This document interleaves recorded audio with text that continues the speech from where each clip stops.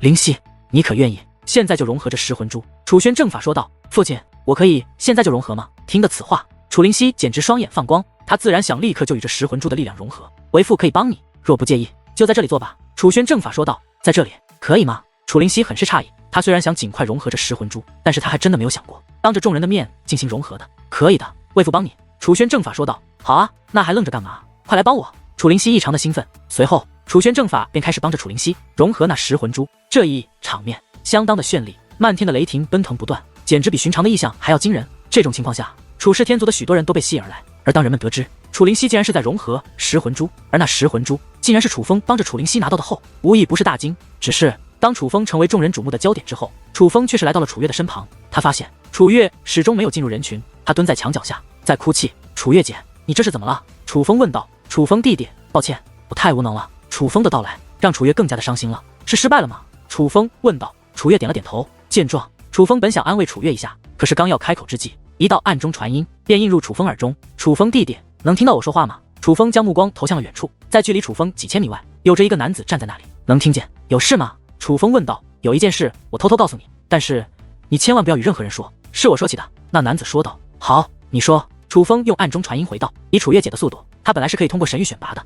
只是奈何她被人拦住了，而拦住楚月的人是楚浩言的手下。我亲耳听到那几个人说，是楚浩言给他们暗中下的命令，让他们拦住楚月，不然楚月通过神域选拔的。那名男子说道。谢谢。楚风道谢之后便不再多言，他很清楚那名男子之所以会告诉他这件事，是因为他看到了楚风的潜力，所以想与楚风搞好关系，说到底也是为了利益，而并非是好心，所以楚风根本无需表示太多。此刻楚风看向楚月，低声说道。楚月姐，你是被人拦住了，才没能通过神域选拔的。听得此话，楚月愣了一下，犹豫片刻后才点了点头。你应该知道那些人是楚浩言的手下吧？楚风问道。楚月再度点了点头。那你可知道他们是受楚浩言的指示？楚风再度问道。此刻楚月又犹豫了一下，但最终还是点了点头。那你在这里哭有什么用？楚风问道。那我又能怎么样呢？那可是楚浩言，何况就算我告诉了长老也是没用的，他们不仅不会承认，就算承认了也没人会去责备楚浩言，因为在楚氏天族内这种事情本就时常发生。楚月说道。所以你就打算一直这样忍气吞声，忍气吞声的在楚氏天族内过完你的一生？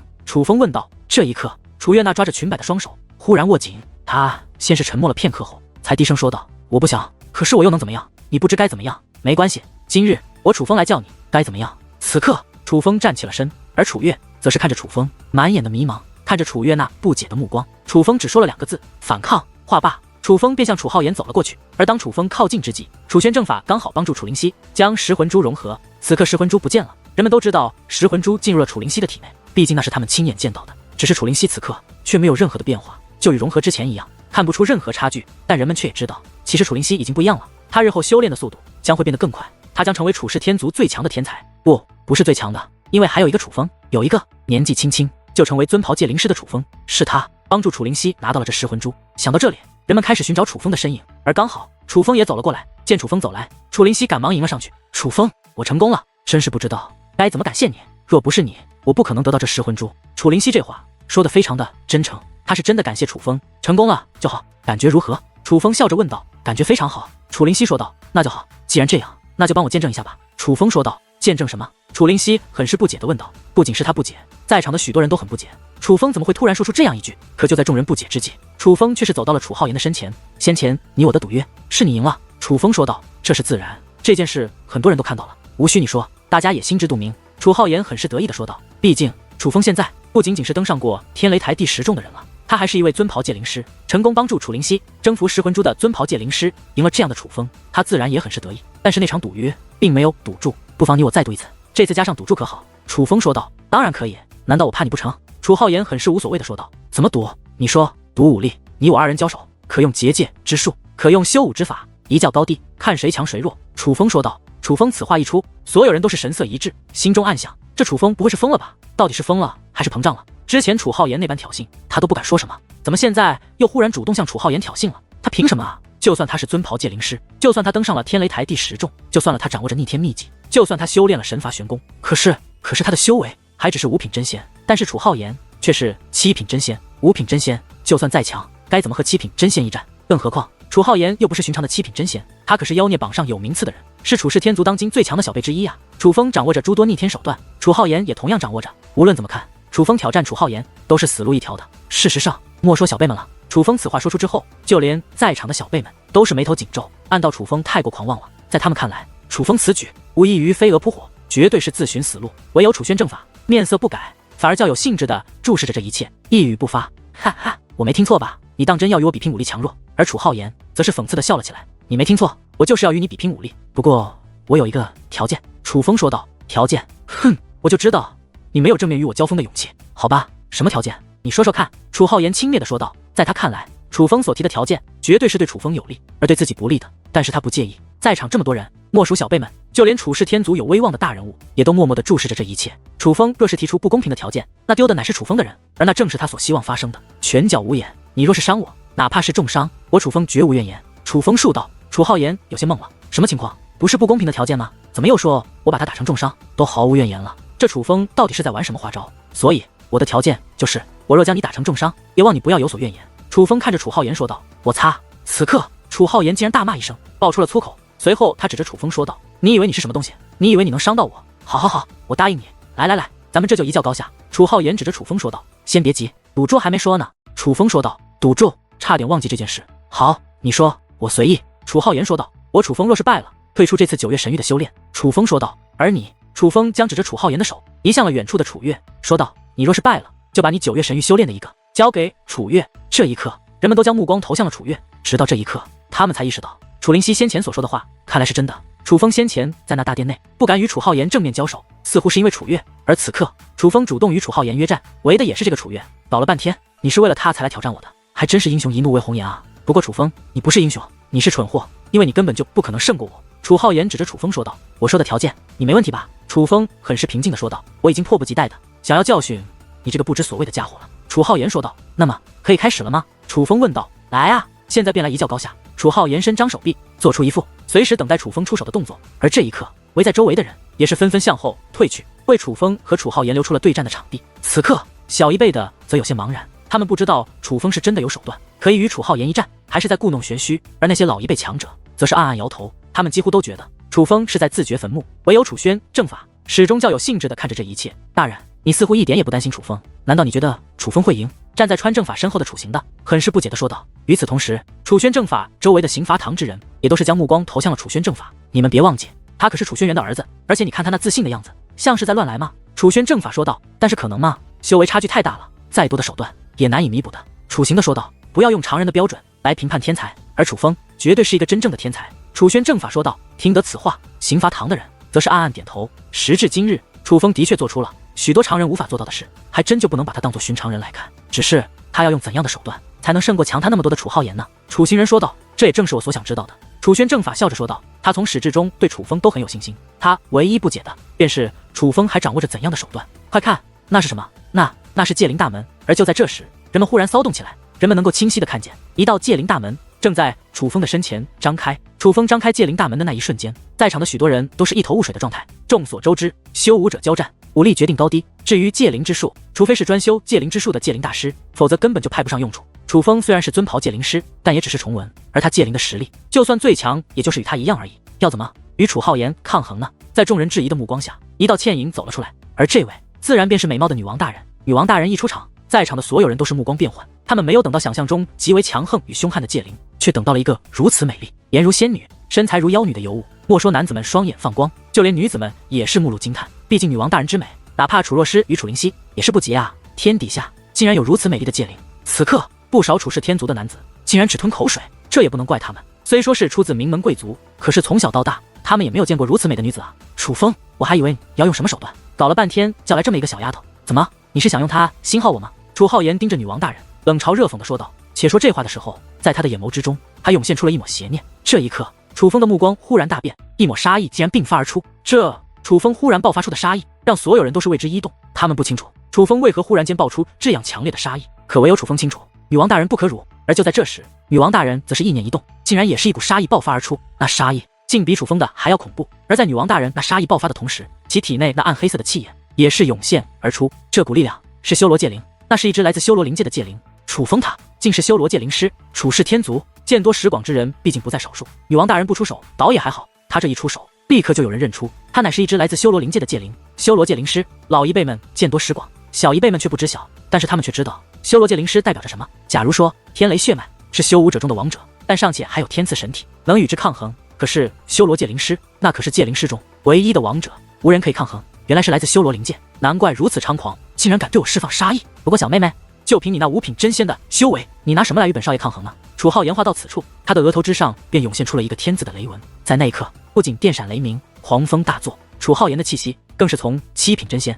提升到了8品真仙。这楚浩言不愧是楚氏天族的天才，他的实力的确配得上天才的名号。小丫头，你今日不仅是自身难保，你的主人同样也是自身难保。话到此处，楚浩言又看向楚风，说道：“楚风，你这届灵长的真是不赖，不如给我玩上一晚，我可以考虑今日放你一马。”话到此处，那楚浩言还吞咽了一下口水。楚浩言，你最好管住你的嘴，否则今日绝对不是切磋这么简单。楚风说话的时候，不仅杀意越来越浓，竟然将手摸向了乾坤袋。女王大人注意到了这一幕，楚风他是想要亲自出手，可是楚风现在的实力不是楚浩言的对手，他若要出手，便只能动用邪神剑。邪神剑一出，那事情可就真的闹大了。楚风，这种杂碎交给本女王便好。见楚风已经不再冷静，女王大人开口说道：“什么？小丫头，你是瞎了吗？你看不到我头上的雷纹吗？你感受不到本少爷的气息吗？都这个时候了，你还想教训我？”楚浩言嘴角的笑意越来越讽刺，在他看来，女王大人所说的话简直就是笑话。事实上，不仅楚浩言这么觉得，许多人都仍是一头雾水。就算修罗界灵再强横，可终究也是界灵，在修为如此大的差距之下，他简直毫无胜算，又怎么能够说出这般狂妄的话？就好像胜券在握的乃是他一样。此刻，女王大人则忽然对楚浩言露出了美丽的笑容，道：“你的这张嘴，本女王会亲手撕掉。哈哈，来啊，我的小美人，本少爷等着你。”楚浩言哈哈大笑。可就在这时，只见女王大人意念一动，那暗黑色的气焰便化作2只手，笔直的掠向了楚浩言，那速度简直太快。当楚浩言反应过来的时候，那暗黑色气焰所化的2只手竟然已经塞入了他的口中。下一刻，只听撕拉一声，楚浩言痛彻心扉的惨叫声响彻开来，因为他的嘴巴已经被硬生生的撕扯开来，鲜血横飞，痛苦不已。楚浩言的惨叫仍在响彻着，用手捂着那血肉模糊的脸，在地上不停的翻滚着。而在场的人们则是一脸的震惊的看着女王大人。在女王大人出手的那一刻，他们感受到了女王大人的气息。女王大人绝对不仅仅是5品真仙那么简单，逆天战力，在真仙境还具备着逆天战力，并且还是逆战5品。人们简直帮相信自己的感觉，毕竟到了真仙境，如他们这些天雷血脉拥有者，也都失去了逆天战力。可是女王大人居然还有，并且还是逆战5品那么恐怖，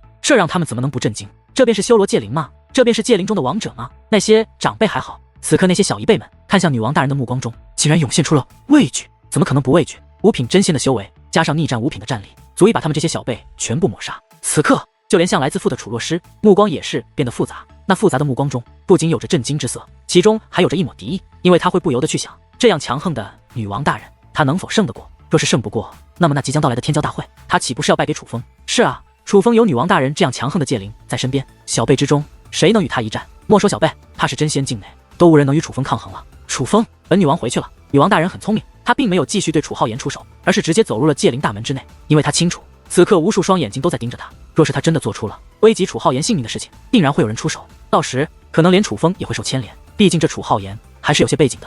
当女王大人回到界灵空间后，只见楚轩正法手指向下一点，顿时如雨水一般的光华便倾洒而下。那光华倾洒于楚浩言之身，他那血肉模糊的脸居然开始痊愈，那种痛彻心扉的痛也开始缓和。臭婆娘，我要宰了你！伤势痊愈之后，楚浩言便发出了无比愤怒的咆哮：“浩言，愿赌服输，不要让来自修罗灵界的朋友觉得咱们楚氏天族输不起。”楚轩正法说道：“可是他先前暗示偷袭，否则我不可能中招。”楚浩言辩解道：“是吗？”楚轩正法问道：“是啊，就是这样的前辈。”楚浩言点头道。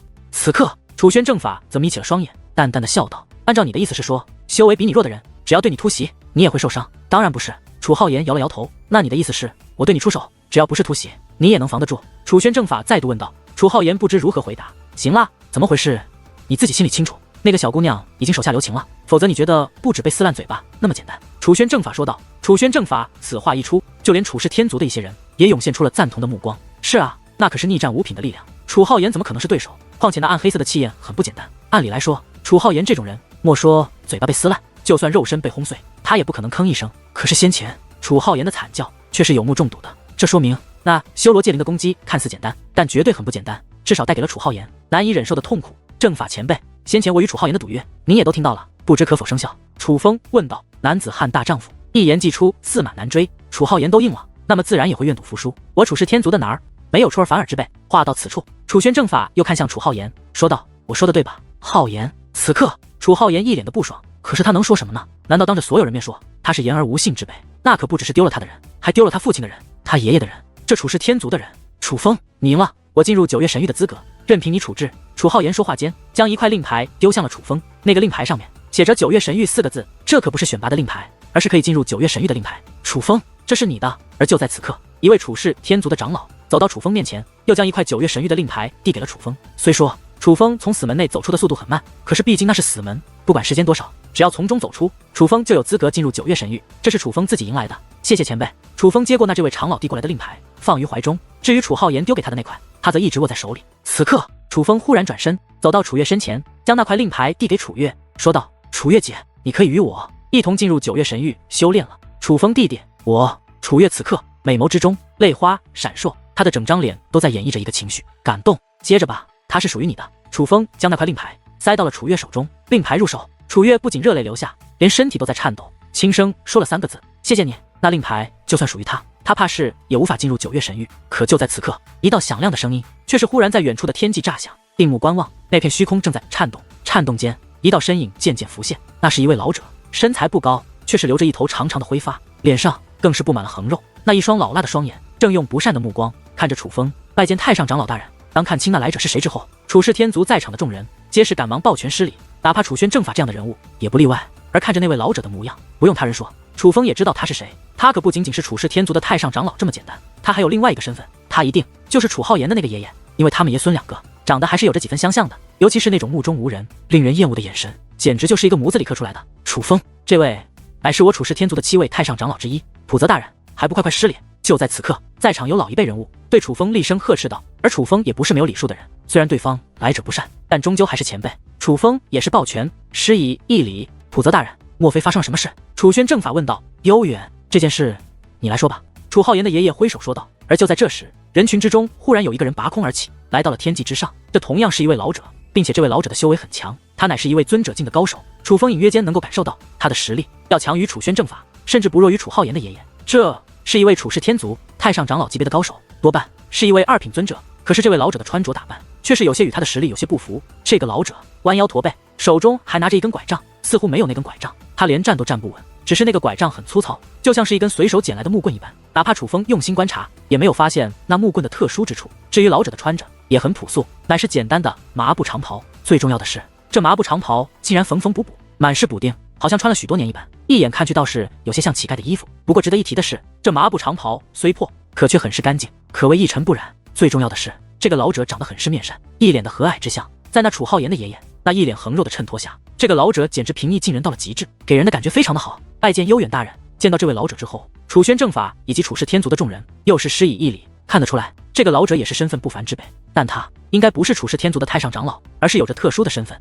这一次没有用人提醒，楚风自己便抱拳施礼。嗨，那悠远大人先是咳嗽了2声，这才挥了挥手道：“说过很多次了，看见老夫不必施礼，都是一家人，何必这般客气？”话到此处，那悠远大人笑了笑，才继续说道：“此次我从9月神域而来，带回了9月神域比较重要的消息。众所周知，9月神域即将开启，而此次已然确定，神域开启的日子就3日后。”悠远大人说道。3日后？那么快啊？听得此话，楚氏天族在场的许多小辈顿时变得兴奋起来，因为他们都是通过了神域选拔，是有资格进入9月神域修炼的人。进入9月神域修炼，那可是会有着极大收获的。只不过这一次的9月神域充满了蓝焰沼气，蓝焰沼气已然蔓延出9月神域，9月神域内定然已是遍布。悠远大人说道。哇，蓝焰沼气，这也太倒霉了吧！听得蓝焰沼气4个字，楚氏天族那些先前兴奋的小辈们顿时变得一脸沮丧与不爽，一时之间唉声叹气之音不断自那些通过了神域选拔之小辈的口中传出，包括楚月也是一脸的惆怅，就好像受到了极大的打击一般。楚月姐，那蓝焰沼气是何物？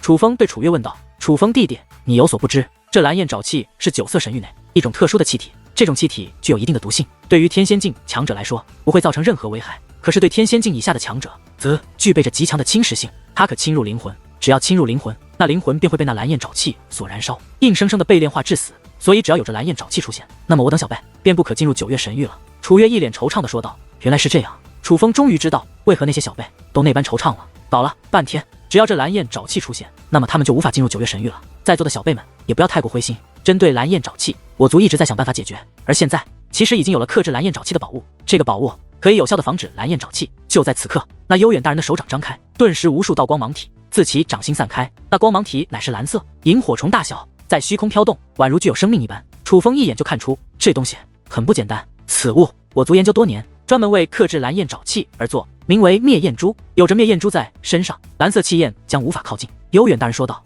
太好了，这么说来，我们又可以进入9月神域修炼了。这灭焰珠我早就有所耳闻，想不到竟然研制成功，这简直是天助我也啊！老天爷也想让我们进入9月神域修炼。此刻，先前还唉声叹气的小辈们顿时喜出望外，欢呼不断。不过，这灭焰珠必须唤醒其力量才可使用，而且只有天仙境以下的人才可将其唤醒。而唤醒这灭焰珠也是有着一定条件的。依我看，在场的你们未必所有人都能够将这灭焰珠唤醒，所以我已经与几位太上长老商量过，决定临时改变此次进入9月神域修炼的规则。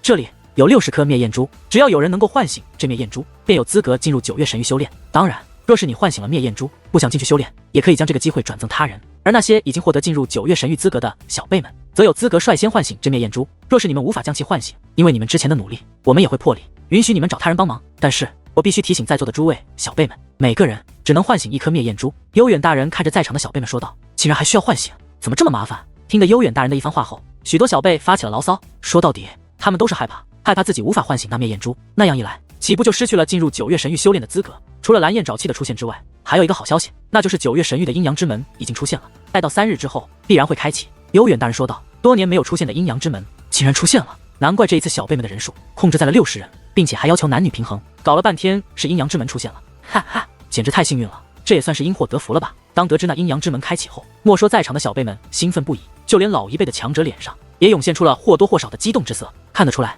这阴阳之门绝对是一个好地方。似是知道楚风不了解这阴阳之门，所以楚月的暗中传音在楚风耳边响起：“楚风弟弟，9月神域共有99道门，适合不同境界之人修炼，而天仙境以下者，也就是我等小辈可以进入的，也有着33道，其中就属这阴阳之门最为利奥的。据说只要进入阴阳之门，那么从中走出必然会有收获，绝对不会白跑一趟。若是天赋过人者，更是可以直接突破修为。当然，关于修为只是一方面，阴阳之门内同样也有着宝物，只是阴阳之门已经几百年没有出现了，所以很多人根本就没有机会进入那阴阳之门。但是现在我们有这个机会了。”楚月说这话的时候也是非常的兴奋的。若是没有问题，便唤醒这灭焰珠吧。唤醒灭焰珠之后，我会给你们阴阳命珠。就在此刻，悠远大人手臂一挥，那60颗灭焰珠便分别向楚风等人飘落而来。阴阳命珠又是什么？楚风接过这灭焰珠后，对楚月问道：“那个很简单，过一会再与你说。咱们先想办法唤醒这灭焰珠，否则连进入神域的资格都没有，就别提阴阳命珠了。”楚月说完此话，便开始向那灭焰珠内灌输力量，想尽办法将这灭焰珠唤醒。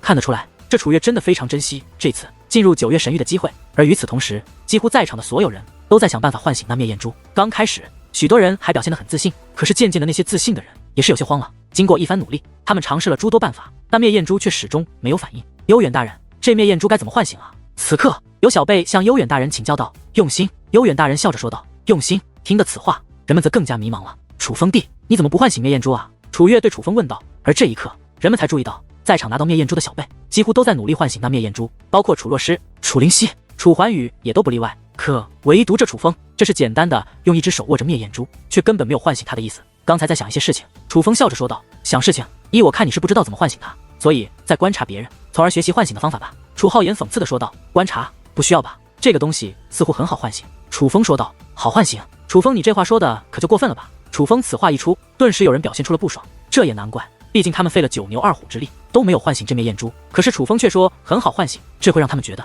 楚风是在贬低他们不行。而对于他人那不爽的言论，楚风则是不以为然。只见他五指张开，随后合并，将那灭焰珠握在掌中，意念一动，下一刻，那灭焰珠竟然光芒四射。这是怎么回事？看到楚风手中那光芒四射的灭焰珠，所有人都是神色大变。悠远大人，楚风他这算是唤醒了吗？有人更是向悠远大人求问。悠远大人并未明说，可是却笑着点了点头，且看向楚风的目光满是欣赏。这一刻，人们脸上的震惊之色更浓，而那些先前讽刺楚风的人，脸色可就难看了起来。任凭是谁都没有想到，这灭焰珠在楚风的手中，竟然真的如此简单的就被唤醒了。难道说这就是天赋的差距吗？楚风弟弟，你是怎么做到的呀？楚月对楚风问道。就如悠远大人所说，一定要用心，但是也是有一定的方法的。楚风对楚月讲述起他是如何将这灭焰珠唤醒的，而这其中虽然有着许多戒灵师的技巧，可是其实不是戒灵师也同样可以做到。在楚风为楚月讲述技巧的时候，在场的每一个人都在听，而按照楚风的方法，楚灵溪、楚若诗、楚环宇几乎同时将那灭焰珠唤醒。楚风弟弟，多谢你的提点。楚若诗笑着对楚风说道，他倒也没有遮掩，是靠楚风的方法才成功唤醒灭焰珠的事实。而听楚若诗这样一说，其他人也是纷纷尝试。在此之后，不断有人尝试成功，可是唯独楚月，无论楚风如何指点，他都是始终无法唤醒那灭焰珠。到的最后，先前通过神域选拔的人，大部分都唤醒了灭焰珠，而无法唤醒灭焰珠的，也通过找人帮忙将那灭焰珠唤醒。现在唯有楚月一人还无法唤醒那灭焰珠。楚月，你不用试了，你的天赋不够，还是找人帮忙吧。此刻有人对楚月说道，而楚月此刻已是满头大汗，虽然很不甘心，但他自己也清楚，他根本就无法唤醒这灭焰珠。楚月，我来帮你吧。就在此刻，人群之中走出了一个人，看到这个人，楚月倒也没有犹豫，而是直接将手中的灭焰珠递给了那个人，因为这个人乃是楚怀。只是楚怀尝试一番之后，他竟然也无法唤醒这灭焰珠。抱歉了楚月，我做不到。楚怀愧疚地将灭焰珠交还到了楚月的手中。不好意思，虽然难以启齿，但还是想请大家帮我一个忙。今日谁能帮我楚月唤醒这灭焰珠，我楚月日后必然报答于他。无奈之下，楚月只好手握灭焰珠，向在场的楚氏天族小辈开口。可是他此话说完之后，竟然没有一丝应答之音。在场的楚氏天族小辈至少上万人，可是那密密麻麻的人海之中，竟没有一个人愿意帮助楚月。各位兄弟姐妹，只要有人能帮我楚月唤醒这灭焰珠，你们有什么条件我都答应你们，哪怕我楚月今日无法满足的，我楚月对天发誓，日后一定补偿。见没有人回应，楚月则再度开口。这一次他再度拉低了态度，甚至还对天发誓提出了补偿。看得出来，他真的是很在乎这次机会，也很想把握住这次机会。只是可惜，哪怕他已是做到了这种地步，依旧没有人应答，没有人理会，自然没有人应答，自然没有人理会。楚浩言就站在那里，楚浩言的爷爷就站在那里，谁敢帮楚月，这不是找死吗？这种情况下，楚月急的眼眶都湿润了，他真的是不想让这个大好的机会就这样错过。看着如此无助的楚月，楚风有些于心不忍，于是忍不住开口对众人说道，今日若有人愿意帮助楚月，有什么要求尽管提，楚月兑现不了的，我楚风会帮他兑现。楚风这一开口，人群之中立刻有人蠢蠢欲动，毕竟楚风与楚月完全不同。楚风自打回到族中，便立刻展现出了他那惊人的天赋，先是登上传说中的10重天擂台，随后更是展现了修罗界灵师的身份。哪怕楚浩言这种楚氏天族当今最强的小辈天才，在楚风那修罗界灵的面前，也是毫无还手之力。这样的楚风潜力无限，哪怕他是楚轩辕的儿子，可楚氏天族也必然会对其重用。许多人都想与楚风拉近关系。楚月，你的人缘还是真是差啊，居然没有一个族中姐妹愿意帮你，除了那个家伙。楚浩言话到此处，看向楚怀说道，我若没记错，你叫楚怀吧？我记得你天赋不错呀，怎么现在还是这种修为，并且连这灭焰珠都无法唤醒了？说完此话，楚浩言又看向楚月说道，楚月，这是不是和你有关系啊？看来和你走得近的人都要倒霉的。此话落下，楚浩言的嘴角掀起了一抹冷笑，那是不怀好意的冷笑，也是充满威胁的冷笑。看到那抹笑容后，那些原本准备看着楚风面子冒险帮楚月的人也是打消了念头。他们权衡了一下，虽然他们想与楚风拉近关系，可却还是不想与楚浩言为敌。毕竟楚浩言的爷爷可是太上长老，那可是当今楚氏天族最有权力最有话语权的人。楚浩言，你这样威胁他人有意思吗？楚风对楚浩言说道。威胁？我哪里有威胁他人？你可不要冤枉我，况且就算我威胁了你又能怎么样？楚浩言用那挑衅的目光看着楚风，不仅是挑衅，那其中还有着极深的怨念与憎恨。楚浩言憎恨楚风已然入骨，因为今日楚风让他当众出糗，让他名声扫地。不过楚风并没有理会楚浩言，而是扫视众人道，当真没有人愿意替楚月唤醒这灭焰珠。此刻大部分人都低下了头，他们不愿意得罪楚浩言，同样也不想得罪楚风。好，我来。楚风话罢，便从楚月的手中抢过了灭焰珠。楚风，难道你没有听到悠远大人说的话吗？这灭焰珠每个人只能唤醒一个。楚浩言说道。其实倒也并非绝对，可就在这时，那悠远大人却是忽然开口，前辈，莫非还有其他方法？此刻楚风就像抱到了一棵救命稻草，赶忙虚心请教。在研制这灭焰珠的时候，曾有人唤醒过2颗灭焰珠，而之所以能够做到这一点，是因为他在唤醒第2颗灭焰珠之前突破了修为。对此我们还曾特意做过实验，后来发现在修为突破之后，的确可以再度唤醒灭焰珠。悠远大人说道。原来是这样，多谢前辈指点。听得此话，楚风面露喜色，随后他更是手握灭焰珠，笑着对楚月说道，楚月姐，莫要担心，你的这颗灭焰珠我来帮你唤醒。听得此话，楚月都是一愣，哈哈，我说楚风，你是没听明白悠远大人的话吗？而就在此刻，楚浩言更是讽刺大笑起来，突破修为便可再度唤醒，有错吗？楚风反问道。听得此话，楚浩言那满是笑容的脸庞顿时僵住了，随后问道，你莫非觉得你可以在9月神域开启前突破修为，有何不可？楚风不以为然，哼，莫说你做不到，就算你可以做到，但是我也可以负责的告诉你，你一定会失败，因为阴阳之门开启必须融合阴阳命珠，而融合阴阳命珠也绝非简单之事，至少需要2日的时间才行，所以所剩的时间已然不多。楚浩言说这话的时候，是以一种评判的语气说的，就好像在当众刚宣布楚风他不可能成功一样。我明白你的意思，你是说我的时间不多了，那我现在突破修为，你觉得可行？楚风说道。你刚刚说什么？你是疯了吗？你以为你是谁啊？想突破就突破的吗？听得此话，楚浩言顿时张大了嘴巴，他简直没有想到楚风会说出这样的话。与此同时，在场的其他人也同样很是吃惊，尤其老一辈强者更是略带失望的摇了摇头。这种大话在整个楚氏天族都未曾见人说过。简而言之，此刻的许多人都觉得楚风这个牛皮吹得有点大了，可面对众人那质疑的目光，楚风却淡淡一笑，随后盘膝而坐，闭上了眼睛。楚风他这是要干嘛？他该不会真的要突破修为吧？在场之人，无论老一辈强者还是小一辈天骄，皆是一头雾水，不知楚风到底在搞什么名堂。而很快的，楚风的身上产生了特殊的波动，那种波动让所有人都是眼前一亮。身为楚氏天族之人，他们知道楚风是在做什么。楚风他的确是在尝试突破修为。哈哈，浩言弟弟，你说对了，这楚风真的是疯了，他居然真的在尝试突破修为。他以为他是谁啊？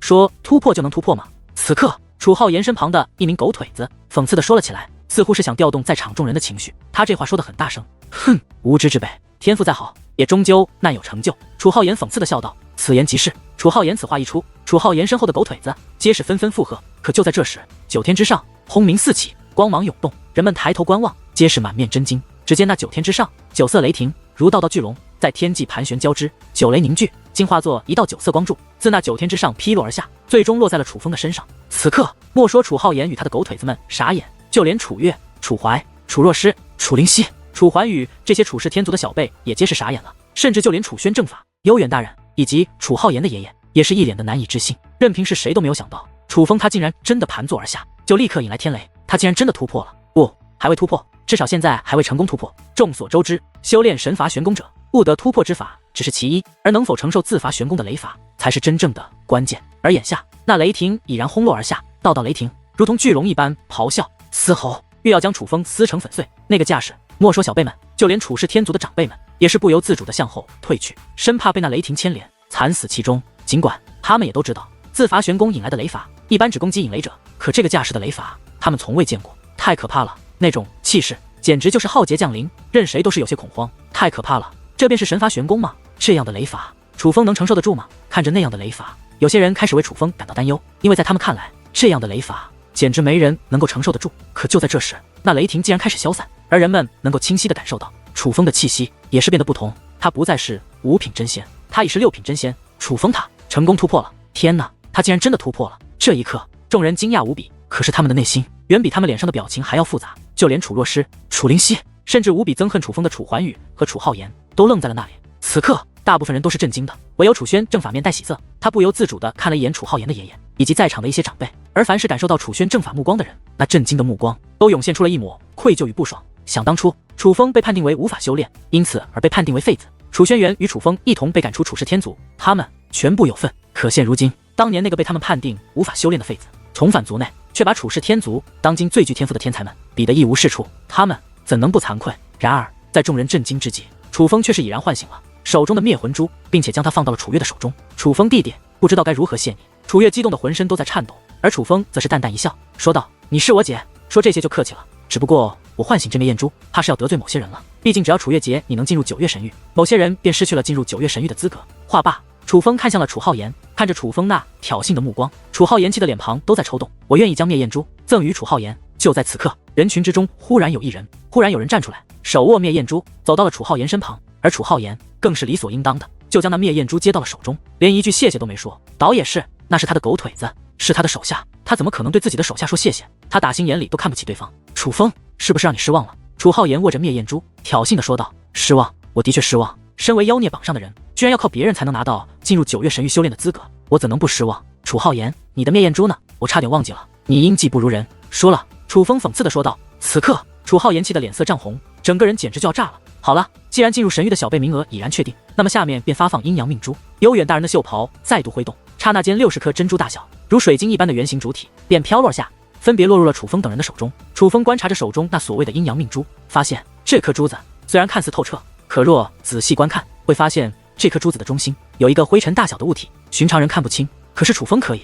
那是一座阵法，一座阴阳阵法。阴阳之门不仅需要阴阳命珠，还需要男女同时进入才可，否则不仅无法通过，还会被阴阳之门所伤。而进入阴阳之门后，阴阳命珠生效，你们的命运也将被彻底的捆绑。这阴阳命珠以你们的天赋，2日之内便可唤醒，但是寻找一个有默契的伙伴却是非常重要的。而现在你们便挑选与你们一同进入阴阳之门的伙伴吧。悠远大人说道。楚风弟弟，我们一起吧。悠远大人此话刚落，楚月便对楚风说道。好啊。楚风想都没想便答应了。在这楚氏天族内，他所能够想到愿意与他一同进入阴阳之门的，还真就是这楚月。但是楚风却没注意到，当他开口应下楚月的要求的时候，那已经迈出一步的楚灵溪默默地将迈出去的小脚收了回去。灵犀妹妹，我们联手吧，你我联手绝对可以取得好的成绩。楚怀宇来到楚灵犀的面前说道：“灵犀妹妹，还是我们联手吧，这楚怀宇哪里比得过我？”而紧随其后，楚浩言也是来到了楚灵犀的身旁。他们都知道楚若诗不可能和他们一起进入，所以楚灵犀变成了他们的最佳人选。楚浩言，你这是觉得你比我强？要不要你我现在就比试一番？楚怀宇很是不爽地说道：“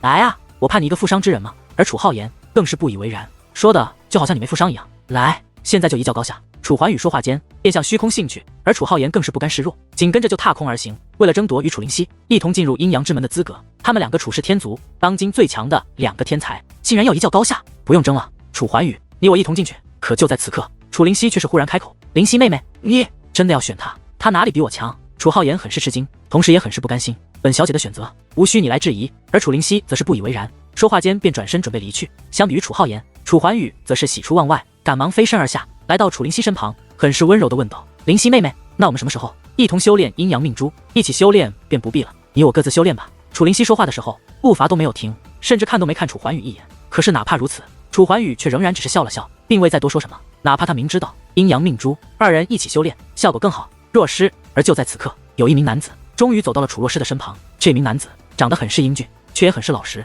他面带笑容，看上去很是平易近人，尤其是看向楚若诗的目光更是充满了温柔。至于这名男子的修为虽然不错，可是相比于楚浩言和楚怀宇，的确是差了不少。他只是五品真仙，所有人都知道他是谁，他就是楚若诗的青梅竹马，所以他来到楚若诗身旁，倒也没有人有太多的关注，哪怕看他的人眼中也是充满了厌恶，因为在楚氏天族众人的眼中，他就是一个典型的成功吃到了天鹅肉的癞蛤蟆。可是此刻，楚风却被那位楚若诗的青梅竹马所吸引。怎么了？你该不会是喜欢楚若诗了吧？女王大人见楚风那么关注楚若诗的青梅竹马，便开玩笑地问道：“怎么会？”楚风笑了笑：“那你这么关注他干嘛？”女王大人问道：“我觉得这个人很奇怪。”楚风说道：“哪里奇怪了？”女王大人问道：“他站在人群中很不起眼，我甚至在此之前都没注意到他，可是现在当他自人群走出后，我却觉得他很与众不同。”楚风说道：“哪里与众不同？”女王大人问道：“我也说不好，但直觉告诉我，此人绝非善类。”楚风说道。就在此时，那位楚若诗的青梅竹马似是感受到了楚风的目光，竟忽然转头看向楚风，见楚风果然在看他，他竟向楚风走来，来到楚风身前，客气地抱了抱拳道：“在下楚志渊，我父与你父乃是同辈，你我也是同辈，而我的年龄在你之上，所以若不介意，我应该称你为楚风弟，叫我楚风便好。”楚风抱拳说道。他这样说是因为他不会称呼对方为哥哥，尽管那只是一种直觉，但楚风却很相信自己的直觉。既然已经在这楚志渊的身上感受到了危险的讯号，楚风自然也就不会与他有过多的瓜葛，至少不会与他称兄道弟。好，那我就叫你楚风，你就叫我楚志渊。这楚志渊果然是聪慧之人，他竟明白了楚风欲与他保持距离的意图。不管怎么说，今日都要谢谢你，若不是你率先探索出了唤醒这灭焰珠的方法，怕是我们都不会这么容易就唤醒灭焰珠。楚志渊说道。不必客气，楚风淡淡的说道，随后看向楚月说道：“楚月姐，你刚刚不是急着叫我回去，说要与我详谈阴阳命珠之事？”“对啊，关于阴阳命珠你还不了解，我必须与你好好说说才行。”楚月倒也聪明，明白了楚风的意思，滴水不漏的就把楚风的话接了过去。“抱歉，进入9月神域机会难得，我怕是要先行一步了。”楚风对楚志渊说道。“这是哪里的话？如今你已经回到族中，我们见面的机会多着呢，他日再与你好好畅饮一番。”楚志渊笑着说道。“那我便告辞了。”楚风抱了抱拳，便与楚月转身离去。只是哪怕楚月接的滴水不漏，可是当楚风与楚月走远之后，那楚志渊的目光之中却闪过了一抹阴冷，那目光极其不易察觉，莫说是旁人，哪怕楚风竟然都没有注意到。“楚风弟弟，你似乎不太喜欢那楚志渊，你该不会是也喜欢楚若诗吧？”回到楚风的处所后，楚月问道。“倒也没有，我是真的急着理解这阴阳命珠罢了。只是对于这楚志渊，我也倒是有点好奇，不知楚月姐能否与我说一下关于这楚志渊的事？”楚风说道。“当然可以。”楚月倒也没有隐瞒，把他所知晓的关于楚志渊的事都为楚风讲述起来。原来这楚志渊也并非平庸之辈，甚至当年的他还别人定为是修武奇才，他比当今大千上界妖孽榜第1位的楚青小了2岁。可是在他刚修武的那段时间，他却与楚青一同被誉为楚氏天族未来族长的继承人。只是可惜天才分2种，一种是一路高歌直达修武巅峰，而另外一种则是如同一道流星，绽放的时间极为短暂。楚青乃是第1种，很不幸这楚志渊乃是第2种。自从楚志渊20岁那年与楚青切磋，并且败给楚青之后，从此他便一蹶不振，颓废了许久。尽管后来在楚若诗不离不弃的陪伴下，他渐渐恢复斗志，重新修武，只是那个时候他却已被楚青远远地甩在身后。那个时候的楚青乃是楚氏天族当之无愧的小辈第1人，至于他这个曾经与楚青争夺第1人之位的楚志渊，已然沦落魏中上流，甚至连楚若诗都是不如了。转眼间几十年过去了，楚氏天族之中，除了楚青和楚若诗之外，先后有楚怀宇、楚浩言、楚灵犀这3位小辈横空出世，但楚志渊却始终无法重返巅峰。不过好在楚若诗对他始终不离不弃，2人感情极好，至于楚志渊，倒也是性情大变，他不再争名逐利，哪怕被人认为是成功吃到癞蛤蟆的天鹅肉，却也如同听不到一样，不与人争论。其实楚志渊的人品很好，平日里对我们这些同辈也很友善，很有兄长的样子。楚月对楚风说道，看得出来，他对楚志渊的印象倒是不错。若真的有兄长的样子，为何今日在无人愿意为你唤醒灭焰珠的时候，他未曾替你说过半句话？楚风问道。这个楚月陷入沉思，随后似是有了结果，说道，应该是他也清楚，他说了也不管用吧。虽然他的出身极为不错，他的爷爷也是楚氏天族的太上长老之一，只是他的爷爷从来不管他的事，哪怕有人当着他爷爷的面说他与楚若诗的关系乃是癞蛤蟆吃天鹅肉，他爷爷也会装作听不到。如果说楚氏天族的太上长老皆是让人看到便会感到畏惧的存在，那么他的爷爷可以说是楚氏天族当今的太上长老之中唯一一个我们看到可以轻松面对的人。可能也正因为他的爷爷太好说话了，所以也根本就没人惧怕这楚志渊。这就是所谓的人善被人欺，马善被人骑吧。其实我觉得楚志渊挺可怜的，比我们还要可怜。我们在楚氏天族内抬不起头，是因为我们的背景不够深，没人给我们撑腰。但是楚志渊他不是，他的爷爷明明可以为他撑腰，但却不为他撑腰，而他又父母双亡，如今真正的亲人只有这一个爷爷。话到此处，楚月的眼中竟然满是同情。楚风深知楚月是被那楚志渊的伪装欺骗了，不管楚志渊有怎样的过去，怎样的身世，外人看来多么可怜，但楚风都坚定地认为楚志渊没有那么简单，那是一个非常危险的人。所以此刻楚风不想再继续这个话题，于是说道，楚月姐，还是与我讲讲这阴阳命珠吧。呀，好。楚月连连点头，随后便为楚风讲述起阴阳命珠之事。可是与此同时，在楚氏天族内，一个最神圣的大殿之内，却有着3位老者居于此处。这座大殿名为楚氏主殿，除了楚氏天族的族长，便唯有楚氏天族的太上长老才可以进入其中。除此之外，哪怕刑罚堂的堂主也没有资格进入此处。所以此刻身在此殿内的3人，皆是楚氏天族的太上长老。废子就是废子，我是坚决不同意。重点培养这楚风。其中一位老者以无比坚定的语气说道。